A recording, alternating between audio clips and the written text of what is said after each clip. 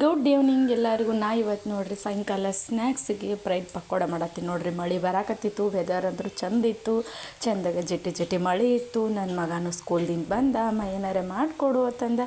ಅದಕ್ಕೆ ಏನು ಮಾಡಬೇಕು ಅಂತ ಅಂದ್ಕೊಂಡ್ವಿ. ಹೊಸ ಥರ ಸ್ವಲ್ಪ ಬೇರೆದಿರಲಿ, ಚೋಡ ತಿಂದು ಬೇಸ್ರಾಗ್ಯದಂದ. ಅದಕ್ಕೆ ಬ್ರೆಡ್ ಪಕೋಡ ಮಾಡಾಕತ್ತೆ ನೋಡಿರಿ. ಬ್ರೆಡ್ ಪಕೋಡಕ್ಕೆ ಬೇಕಾಗಿರೋದು ಬ್ರೆಡ್ ನೋಡಿರಿ. ಚಂದಾಗ ಬ್ರೆಡ್, ಸ್ವಲ್ಪ ಕಡಲೆ ಹಿಟ್ಟು, ಒಂದು ಸ್ವಲ್ಪ ಅಜವಾನ, ರುಚಿಗೆ ತಕ್ಕಷ್ಟು ಉಪ್ಪು, ಒಂದು ಸ್ವಲ್ಪ ಕೆಂಪು ಖಾರದ ಪುಡಿ, ಸ್ವಲ್ಪ ಕಡಲೆ ಹಿಟ್ಟು ಹಾಕ್ಕೊಂಡು ಒಂದು ಸ್ವಲ್ಪ ಅಜವಾನ ಹಾಕೋರಿ. ಅದಕ್ಕೆ ರುಚಿಗೆ ತಕ್ಕಷ್ಟು ಉಪ್ಪು ಹಾಕೋರಿ, ರುಚಿಗೆ ತಕ್ಕಷ್ಟು ಖಾರ ಹಾಕ್ಕೊಂಡು ಸ್ವಲ್ಪ ನೀರು ಹಾಕ್ಕೊಂಡು ಚಂದಾಗ ಕಲಿಸ್ಕೊರಿ. ಇದು ಕಲಿಸ್ಕೊಂಡು ನೋಡಿರಿ ಈ ಥರ ಕಲಿಸ್ರಿ. ಆದಷ್ಟು ಹೊರಗಿನ ತಿಂಡಿ ಮಕ್ಕಳಿಗೆ ಕೊಡೋದು ಕಡಿಮೆ ಮಾಡಿರಿ.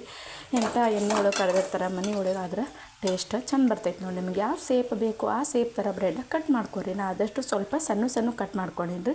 ಯಾಕಂದ್ರೆ ನಾನು ಮಕ್ಕಳು ಸಣ್ಣ ಅದು ದೊಡ್ಡ ಇಷ್ಟಪಡಲ್ಲ, ಸಣ್ಣ ಆದ್ರೆ ಅವ್ರಿಗೆ ಇಷ್ಟ ಆಗ್ತೈತಿ. ಈ ಥರ ಕಲಿಸಿರುವಂಥ ಹಿಟ್ಟೊಳಗೆ ಡೀಪ್ ಫ್ರೈ ಮಾಡಿದ್ರೆ ನೋಡಿರಿ ಬ್ರೆಡ್ ಟೋಸ್ಟ್ ಮಸ್ತ್ ಬ್ರೆಡ್ ಪಕೋಡ ರೆಡಿ ಆತ ನೋಡಿರಿ. ಈ ಥರ ಚೆಂದಾಗ ಕರ್ಕೊಂಡು ಸಂಜೆ ಹೊತ್ತಲ್ಲಿ ಬಿಸಿ ಬಿಸಿ ಚಹಾ ಕುಡಿತಾ ಬ್ರೆಡ್ ಪಕೋಡ ನೀವು ತಿನ್ನಿರಿ.